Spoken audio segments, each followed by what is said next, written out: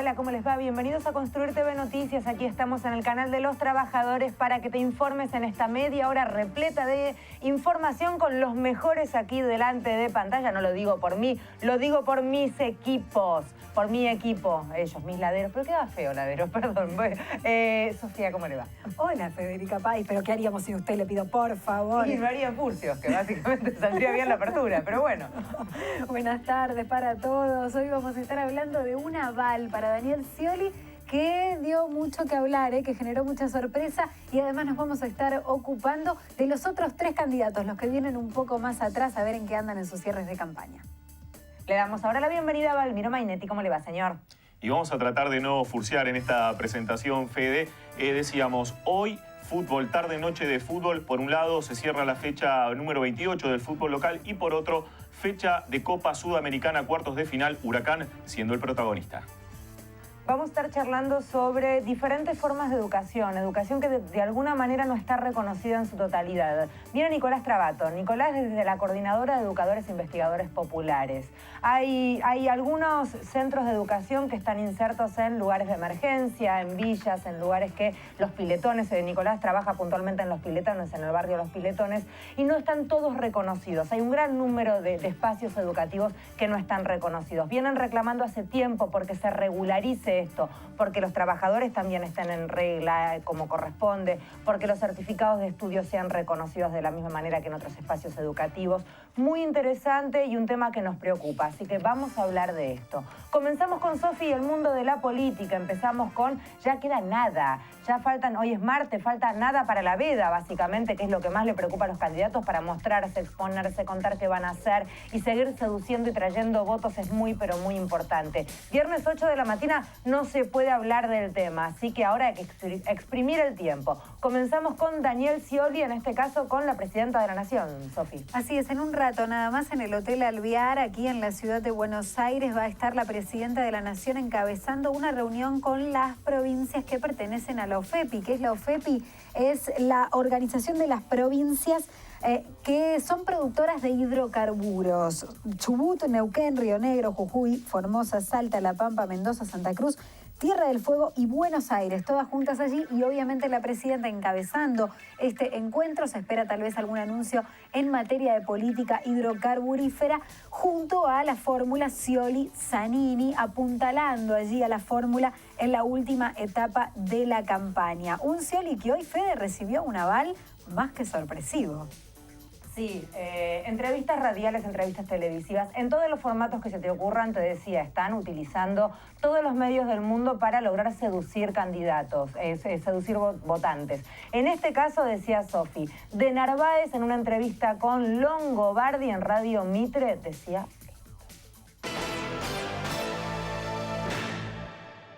El 10 de diciembre cambia y comienza un nuevo gobierno y sin duda una forma distinta de ejercer el poder. Y vos y yo sabemos que muchos de quienes hoy nos están escuchando en este mismo momento piensan que el kirchnerismo ha sido muy malo y en muchos aspectos tienen toda la razón. He confrontado con ellos durante 12 años.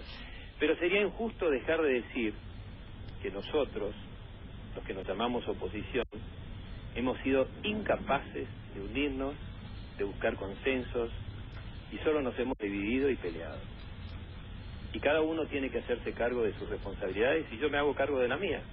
Mira, Sergio y Mauricio, María Eugenia, son muy capaces y tienen excelentes equipos y ganas de hacer y lo están proponiendo. Pero personalmente estoy decidido a votar por Daniel Scioli. ¿Cómo? Que personalmente estoy decidido a votar por Daniel Scioli. Lo conozco bien, de su voluntad, su capacidad y su paciencia, resalto su paciencia, para pacificar y unir a los argentinos, para convocar a los mejores, que quieren y pueden ser convocados, solucionar los verdaderos problemas que tenemos, uniendo a los argentinos, terminando con esta división que nos ha hecho mucho daño. Bueno, escucharon ahí el cómo de Longobardi, que pidió que repita porque creyó no haber entendido bien. Recordemos que de Narváez es diputado por Unión Celeste y Blanco, Sofi. La verdad es que no es el único. Campanella también hace unos días abrió también la polémica contando por qué iba a votar por Macri. En fin, hay figuras que a lo mejor desde su labor suman alguna intención de voto y también no es inocente esto. De alguna forma están haciendo algún tipo de campaña. No, y en este caso de Narváez sorprende mucho a Fede porque era el candidato o precandidato a gobernador por el Frente Renovador de Sergio Massa. Fue el que decidió bajarse para tratar de garantizar una unidad entre Macri y Sergio Massa para poder ganarle a Daniel Scioli. Por eso ahora en esta última etapa sorprende y tanto que de Narváez diga públicamente que va a votar por la opción del kirchnerismo, opción a la que él fue opositor durante todos estos años, a quien él incluso personalmente en 2013 le ganó por amplia mayoría en la provincia de Buenos Aires, en 2009, al propio Néstor Kirchner, él en territorio bonaerense. Bueno, hoy en las líneas de Scioli. A ver, hay un intento por parte del sciolismo de unificar al peronismo. Dicen es lo que se viene después del 10 de diciembre, un peronismo unificado. Es un mensaje hacia afuera para intentar de alguna manera seguir consiguiendo avales y que se debiliten las opciones opositoras de cara a este domingo, pero también hay un mensaje hacia adentro muy concreto. Tiene que ver con que Scioli va a intentar que sus detractores hacia adentro del peronismo estén apaciguados en los próximos años. Massa, cortísimo, también Cortito abrió. de Massa respondió, por parte de Massa en realidad Felipe Solá fue durísimo, dijo, en realidad es como un político que se parece como un borracho que va de bar en bar buscando la última copa, recordando por todos los lugares por los que había pasado de Narváez anteriormente, ¿no? Vamos ahora a hablar de fútbol. En realidad el torneo, como dice Balmi, el más largo del mundo, suspendido en esta semana por lógica electoral. El domingo estamos todos los argentinos votando, pero para aquel que ama ver fútbol, bueno, no se preocupen que hay que ver. Claro que sí, Fede, porque esta tarde, más precisamente en estos momentos, se está cerrando la fecha número 28 del fútbol argentino y están jugando Temperley versus Gimnasia y Esgrima de La Plata, y recordamos que fue suspendido anoche por falta de luz. Tenemos que decir que el gasolero está a un punto solamente de clasificar a la Copa Liguilla Sudamericana, a la preliguilla de Copa Sudamericana, y Gimnasia y Esgrima de La Plata ya está clasificado para esta liguilla. Por otra parte, tenemos que decir que esta noche hay Copa Sudamericana y tiene al Globito de Parque Patricios como protagonista porque estará recibiendo en su estadio a Defensor Sporting de Uruguay desde las 20:45 por la ida de los cuartos de final de la Copa Sudamericana, y el árbitro del partido será el brasileño Anderson Daronco. Si bien Huracán aún no selló su permanencia en la primera división de lo que tiene que ver con el torneo local, al que hemos bautizado el torneo más largo del mundo, se ha trazado como objetivo llegar lo más lejos posible en este torneo continental. El quemero atraviesa un buen momento y solo perdió un partido desde la llegada de Eduardo Domínguez como director técnico, que hoy pondrá lo mejor que tiene contra el equipo uruguayo. Los charrúas vienen de poner una alineación suplente en el campeonato local, ya que en la Copa es su principal objetivo. Noche de Copa Sudamericana, Huracán frente a Defensor Sporting.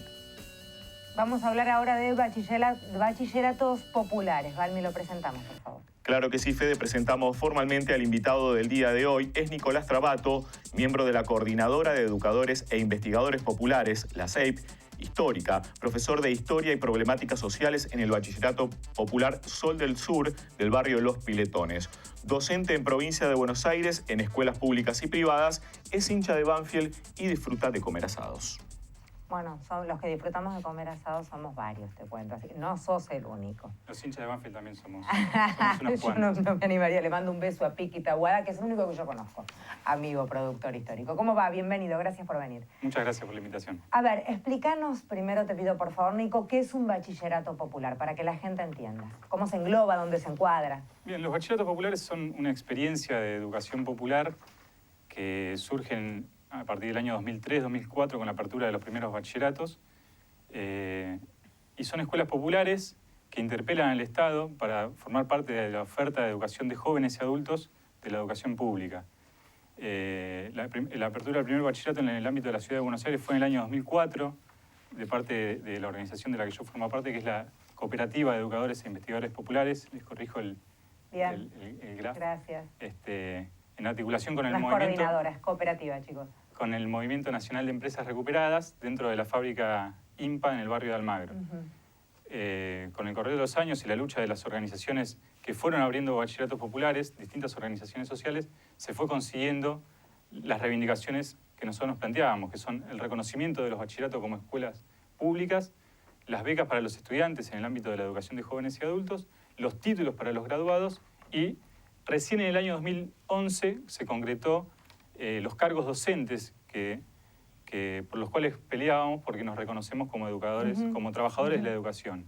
Así que fue una lucha muy larga llegar a eso. Para que se entienda, se imparte clase como en cualquier bachiller situado en cualquier barrio, digamos. Exacto, son escuelas que tienen una carga horaria, una propuesta curricular tomada de los CENS, de las escuelas de adultos que existían hasta entonces, en el año 2004, que apuestan a distintas estrategias para contener a una población que es expulsada de las distintas escuelas que no los han podido contener, con una carga horaria concentrada de lunes a jueves, dejando un día en la semana, en el caso de nuestros bachilleratos por lo menos, para recuperar las situaciones que se dan por inasistencia. Se aprueba con asistencia y con trabajo en clase, como una escuela como la conocemos todos. Nada más que tomamos herramientas propias de la educación popular para trabajar con la población con estas particularidades. Te lo preguntaba para entender el porqué del no reconocimiento. ¿Se entiende? Sí, Porque decía que conseguimos el reconocimiento de 17 bachilleratos que forman parte de la Coordinadora de Bachilleratos Populares en Lucha y de la Red de Bachilleratos Populares, que están dentro de la oferta de la educación pública para el sector de jóvenes y adultos. Lo que sucede es que desde ese entonces, el año 2011, a esta parte abrieron 8 bachilleratos populares más en el ámbito de la Ciudad de Buenos Aires, uno de los cuales en el que estoy yo, en el barrio Los Piletones, como decía la presentación, el Bachillerato Popular Sol del Sur, y desde el 2012 al 2015 son 8 los bachilleratos populares que abrieron y aún continúan peleando por el reconocimiento. Son experiencias que retoman la experiencia que surgió en el año 2013, incluso de las mismas organizaciones que multiplican sus experiencias. Y el término experiencia por ahí muchas veces suena como algo transitorio, algo de respuesta a una coyuntura determinada, pero son experiencias que llegaron marcadamente para quedarse, para crecer e interpelar a la educación pública para transformar a esa educación pública también. Sí, entiendo yo además que esto que hablas vos de interpelar, esto de también de amoldar determinado universo educativo también al universo geográfico y poblacional que recibe esa institución. Yo creo también que hay que hacer una reforma y un planteo intenso acerca de la educación hoy como la concebimos. Cualquiera que tenga hijos sabe que la educación como la concebimos, ese formato que es un estanco, que es rígido y que no se amolda a cada pibe, venga de donde venga, es complicado. Ya no sé si se puede llevar mucho tiempo más adelante. Sí, sucede, uno trabaja en escuelas públicas, privadas, insertas en barrios populares, y el sujeto que va a las escuelas, a estas escuelas y a las nuestras también, ha cambiado mucho en los últimos años. Hay situaciones de precarización y de violencia y de abusos en los hogares que se trasladan a las escuelas, y las escuelas, el sistema educativo en sí no ha logrado transformaciones estructurales que den respuesta a esas situaciones, y nosotros tratamos desde nuestro humilde lugar apostar a esas transformaciones que a nivel institucional se tienen que dar, porque en las escuelas públicas muchas veces quedan como esfuerzos individuales de profesores y directores, incluso bien intencionados, que se encuentran con limitantes objetivos propios de la institución escolar. Sí, y termina con la deserción del pibe muchas veces, expulsando al pibe disruptivo de alguna manera. Exacto. ¿Cómo gestionan las distintas organizaciones sociales estos bachilleratos populares? ¿Cómo es el laburo de las organizaciones sociales al frente de estos bachilleres? Bien, los bachilleratos que no están reconocidos se sostienen a pulmón, como se dice habitualmente, pero no porque querramos nosotros, porque nosotros entendemos que es el Estado quien debe garantizar la educación a todo el pueblo argentino. La educación, a partir de la ley del menemismo, se descentralizó por distritos, y la última ley de educación nacional no ha modificado esa cuestión. Por lo tanto, nosotros le reclamamos al Estado de Provincia de Buenos Aires, y en este caso el de la Ciudad de Buenos Aires, lo que nos sucede a nosotros. Lo que reclamamos nosotros es el financiamiento de estos espacios y los salarios para los docentes, pero que se permanezca la autogestión política y pedagógica, que es algo que también impulsamos o proponemos para la educación pública en general.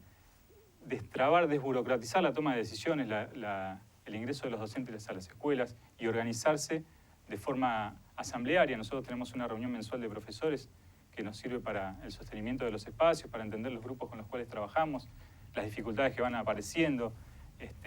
Hacemos asambleas con los estudiantes para poner en común las problemáticas que surgen y tratar de llegar a acuerdos conjuntamente con los estudiantes para sortear las dificultades o para convocarnos a movilizaciones como las que tenemos esta semana. ¿Eso lo han logrado en los 17 que están reconocidos? ¿Han logrado que funcione de esta manera?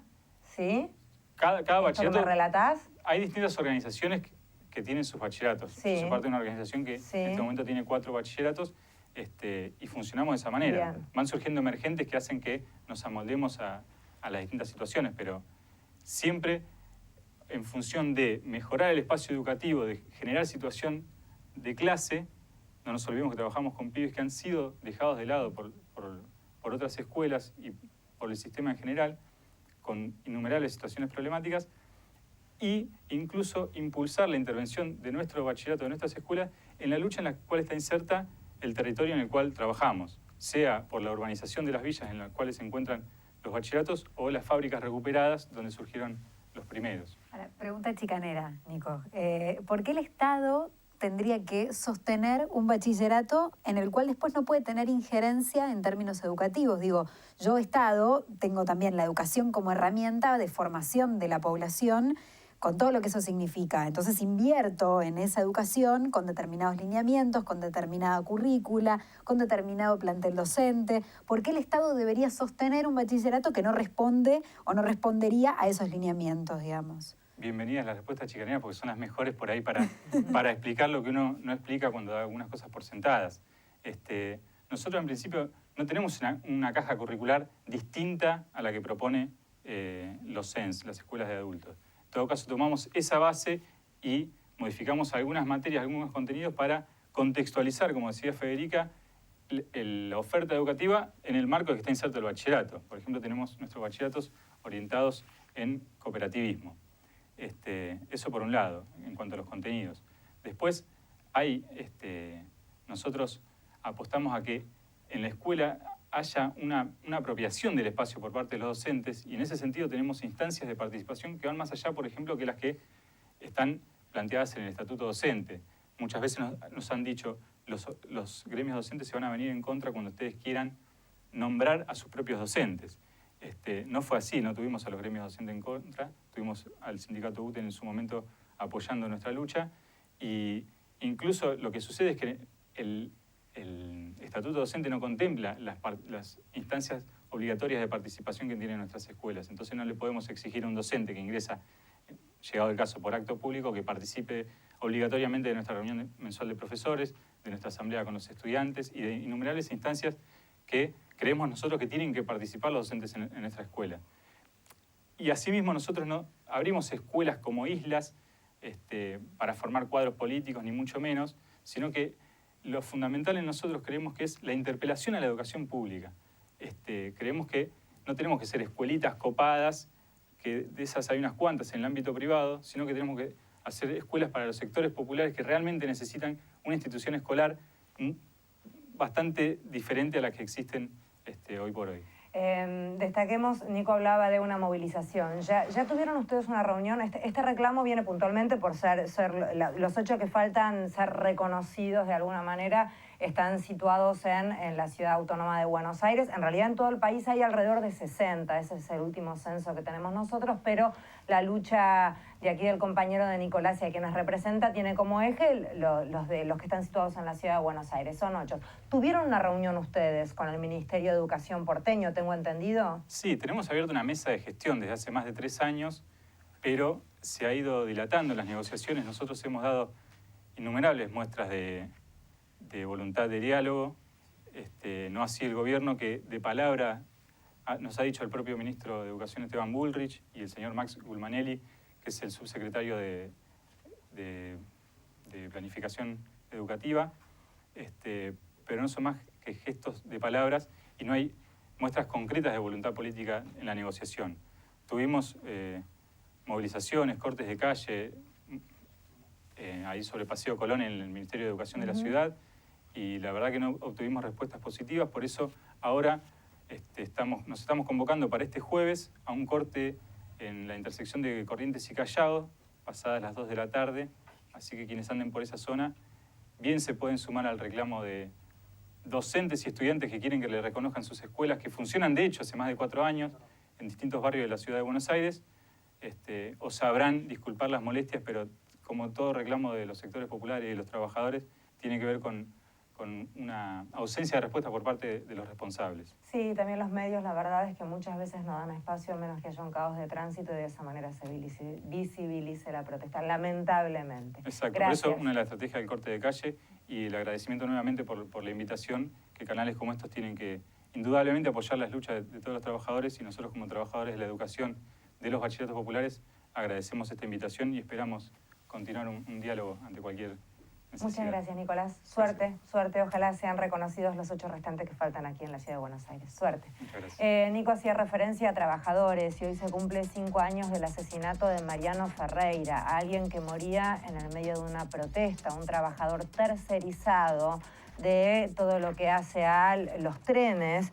Estaban cortando una vía, aparentemente, en realidad sí, porque ya fue sometido a juicio, una patota sindical perteneciente a la Unión Ferroviaria, cuando reclamaban junto a otros trabajadores tercerizados de la línea Roca y organizaciones de izquierda, pedían pedir el pase a planta permanente, que es como lamentablemente una protesta que se repite, por suerte no con el trágico destino que tuvo Mariano. Esto era en Pedriel y Luján, en Barracas, el 20 de octubre del 2010.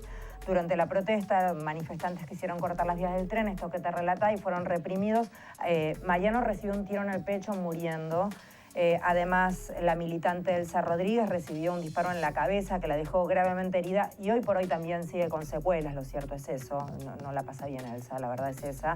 Y también fueron lesionados Nelson Aguirre y Ariel Pinto. Te decía, esto ya tuvo condena, los culpables están pagando por ello. Sí, algo tal vez no habitual en la justicia argentina. 5 años después, hoy podemos hablar de justicia en el caso de Mariano y de penas ratificadas, porque el 10 de septiembre de este año de 2015 la Cámara Federal de Casación Penal ratificó las condenas para José Pedraza, el ex jefe de la Unión Ferroviaria, sentenciado, recordemos, a 15 años de cárcel, está cumpliendo hoy la condena en el penal de Ezeiza, y también a los otros implicados en este homicidio. Fueron condenados a 15 años de prisión Juan Carlos El Gallego Fernández. El Gallego Fernández era la mano derecha de Pedraza. También a 18 años de cárcel Cristian Harry Favale y Gabriel El Payaso Sánchez, los integrantes de la Unión Ferroviaria, que además fueron sindicados por la justicia y condenados por haber sido los autores materiales del hecho, es decir, por haber sido los hombres que llevaron adelante la patota esa tarde trágica en las calles de Barracas del sur de la ciudad de Buenos Aires. Y desde el día de ayer se vienen realizando actos, homenajes. Comenzaron en el día de ayer, te decía, con una radio abierta, Balmi. Así es, ayer en homenaje a Mariano Ferreira se realizó una radio abierta en la Facultad de Derecho. Hoy, a las 13 horas, en el mismo lugar y en la misma hora en que cayó asesinado Mariano, se descubrió un mural con la presencia también de compañeros y familiares. Y desde las 16 se lleva adelante el Festival Artístico en Plaza Jusey, Avenida Córdoba 2100, con la presencia de bandas como Las Manos de Filippi, Non Palidece, Alica y La Nueva Alianza, entre otros artistas. El hermano de Mariano es legislador por Seamos Libres, Pablo Ferreira. Transformó, por supuesto, hubo un antes y un después en la vida de todos nosotros, imagínense, dentro de la familia, y además de haber sido un militante, la verdad es que es una familia que viene de una familia militante, pero lo cierto es que, por supuesto, la militancia tuvo otro significado a partir del asesinato de Mariano, y a partir de allí presentaron un proyecto junto con la gente del Frente para la Victoria, para que sea declarado el 20 de octubre el Día de la Lucha contra la tercerización laboral. Ahí lo dije bien, que la verdad es que bien vale el homenaje y bien vale también un día para revisar un poco la condición de un montón de trabajadores que detrás de un término hasta difícil de decir es mucho más difícil de transitar, porque lo cierto es que tercerización implica perder derechos, no tener garantías de absolutamente nada, tener el alma en vilo por no saber si tenés, en 3 meses de trabajo no los tenés, en fin, implica un montón de abusos que ojalá cada vez tengamos menos en nuestro país. Vamos a Sofi nuevamente, candidatos, nos quedaban Margarita, el Adolfo y Del Caño. ¿Cómo va a ser los últimos días de estos muchachos en campaña? Bueno, hoy Margarita Stolbizer, Fede, con muchísima actividad, sobre todo apuntalando a los candidatos de su espacio para el Congreso Nacional. Victoria Donda, la diputada que ingresó al Congreso por una banca por el Frente para la Victoria, pero luego se pasó a la oposición, hoy es candidata por el espacio Progresistas de Margarita Stolbizer, apuntalando en el día de la fecha entonces la única candidata mujer a presidenta, a otra candidata mujer en este caso para la Cámara de Diputados. Va a cerrar este jueves en la sala Pablo Neruda de El Paseo La Plaza. Allí será el cierre de campaña de Margarita Stolbizer. Por otra parte, Nicolás Del Caño, la izquierda, el Frente de Izquierda, va a cerrar su campaña este jueves también en Corrientes y Callao, el escenario que es habitual de las protestas de los integrantes de los partidos que conforman el Frente de Izquierda de los Trabajadores. Y por último, Adolfo Rodríguez Sá, que estuvo de gira por prácticamente todas las provincias argentinas tratando de federalizar la campaña, haciendo hincapié sobre todo en la política para las economías regionales. En eso ha estado haciendo pie Rodríguez Sá por estos días. Decidió no tener un búnker en Capital Federal. Tampoco va a ser el cierre en Capital Federal, va a ser en la provincia de Mendoza su cierre este jueves, y el centro de campaña donde Rodríguez Sá va a esperar los resultados de los comicios será en su provincia, en San Luis. Cerramos el programa, felicitamos a los chefs, cocineros, a mí me gusta más cocinero. ¿Aquí conocen alguno que tengamos o algún ídolo que tengamos? A mi tío, gran cocinero, amateur, pero el tipo se encarga siempre de ser casi un chef adentro de su casa. Muy bien, impecable. ¿Mainetti? Desconozco el rubro, tengo que decir. No tengo ni conocidos, ni amigos chef, ni cocineros. Muy bien, yo le mando besos donde quiera que esté al gato Dumas, que decía soy cocinero y me hizo comer hormigas. Ay, no. Sí. Tenía un frasquito con hormigas, comimos hormigas, eran horrendas, pero era divertido comer hormigas con el gato. En el día de mañana es el día de Volver al Futuro, porque es el día que Marty McFly, o sea, el protagonista, iba al futuro para cambiar la historia y resignificar un montón de cosas que no vienen al caso. A partir de allí, el día de mañana es el día de Volver al Futuro, así que nos vamos con el tema emblemático de la película, diciéndote lindo día del futuro mañana. Que tengas linda tarde. Chao. Feliz día a los chefs. Are we back? We're back.